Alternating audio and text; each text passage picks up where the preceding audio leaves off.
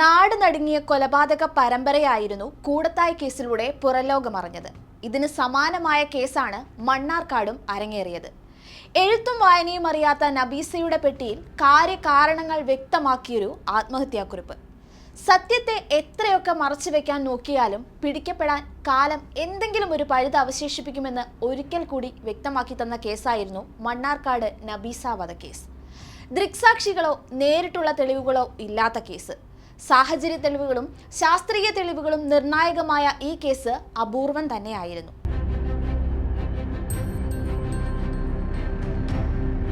നോമ്പ് കഞ്ഞിയിൽ വിഷം കലർത്തി ഒരാളെ കൊന്നുവെന്നതിൽ തന്നെയുണ്ട് ഫസീലയിലെ കൊടും കുറ്റവാളി.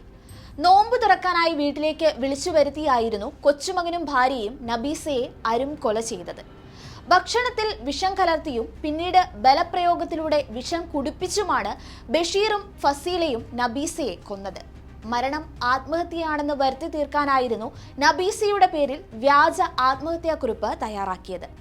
നബീസയ്ക്ക് എഴുത്തറിയില്ലെന്ന ബന്ധുക്കളുടെ വാക്കിന്മേലാണ് കേസിന്റെ ഗതി നിർണയിക്കപ്പെടുന്നത്. എന്നാൽ ഫസീലയ്ക്ക് ഇതൊന്നും പുതുമയായിരുന്നില്ല. കൃത്യമായ ക്രിമിനൽ പശ്ചാത്തലമുള്ള വ്യക്തിയാണ് ഫസീല. നേരത്തെ ഭർതൃപിതാവിനെ വിഷം കൊടുത്തു കൊല്ലാൻ ശ്രമിച്ച കേസിൽ ഒന്നാം പ്രതിയായി ഫസീലയെ കോടതി 5 വർഷം കഠിന തടവിന് ശിക്ഷിച്ചിരുന്നു. ഭർത്താവിന്റെ പിതാവ് മുഹമ്മദിന് 2 വർഷത്തോളം വിഷപദാർത്ഥം ചെറിയ അളവിൽ നൽകിക്കൊണ്ടായിരുന്നു കൊലപ്പെടുത്താനുള്ള ശ്രമം നടത്തിയത്. ഫസീലയുടെ ഈ രീതിയാണ് കൂടത്തായി കേസുമായി ഈ കേസ് പോലീസിന് താരതമ്യം ചെയ്യാനിടയാക്കിയത്.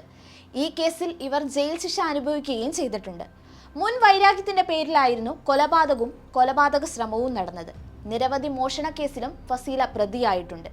തൃപ്പൂണിത്തുറയിൽ പർദ്ദ ധരിച്ചെത്തി മുളകുപൊടി സ്പ്രേ ചെയ്ത് പണവും ആഭരണങ്ങളും കവർന്ന കേസിലും 2018 കല്ലേക്കാട് ബ്ലോക്ക് ഓഫീസിന് സമീപത്തെ ഫ്ളാറ്റിൽ നിന്ന് സ്വർണം കവർന്ന കേസിലും ഫസീല പ്രതിയാണ്. 2016 ജൂൺ 24-നാണ് തോട്ടറ സ്വദേശി നബീസയുടെ മൃതദേഹം ആര്യമ്പാവ് ഒറ്റപ്പാലം റോഡിൽ നായാടിപ്പാറയ്ക്ക് സമീപം റോഡരികിൽ കണ്ടെത്തുന്നത്. കൊലപാതകത്തിന് 4 ദിവസം മുമ്പ് നബീസയെ ബഷീർ നമ്പ്യാർകുന്നിലുള്ള തന്റെ വീട്ടിലേക്ക് കൊണ്ടുവന്നിരുന്നുവെന്ന് പോലീസ് അന്വേഷണത്തിൽ കണ്ടെത്തുകയായിരുന്നു. 22-ാം തീയതി രാത്രി ചിതലിനുള്ള മരുന്ന് നോമ്പുകഞ്ഞിക്കൊപ്പം ചീരക്കറിയിൽ ചേർത്ത് നബീസയ്ക്ക് കഴിക്കാൻ നൽകി. ഇത് കഴിച്ചെങ്കിലും നബീസയ്ക്ക് കാര്യമായ ആരോഗ്യ പ്രശ്നങ്ങളൊന്നും തന്നെ ഉണ്ടായില്ല.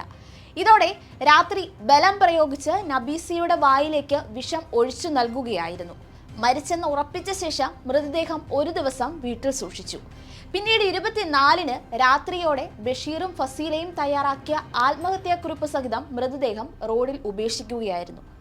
പ്ലാനിങ്ങുകളൊക്കെ വ്യക്തമായിരുന്നു. പക്ഷേ നോമ്പ് കഞ്ഞിയിലെ ഒരു വിശ്വാസമാകാം കൃത്യമായ ഒരു തെളിവ് അവശേഷിപ്പിച്ചത്.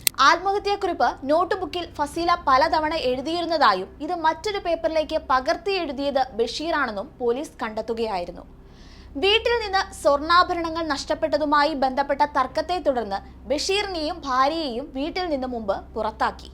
സ്വർണം മോഷ്ടിച്ചത് നബീസ ബന്ധുക്കളോടും മറ്റും പറഞ്ഞതിലുള്ള വൈരാഗ്യം കൊണ്ടും ബഷീറിന്റെ മാതാവിന്റെ സ്വർണം കാണാതായത് സംബന്ധിച്ചുള്ള സംശയങ്ങൾ പുറത്തുവരാതിരിക്കാനുമാണ് പ്രതികൾ കൊലപാതകം ആസൂത്രണം ചെയ്തതെന്നാണ് കുറ്റപത്രത്തിൽ പറയുന്നത്.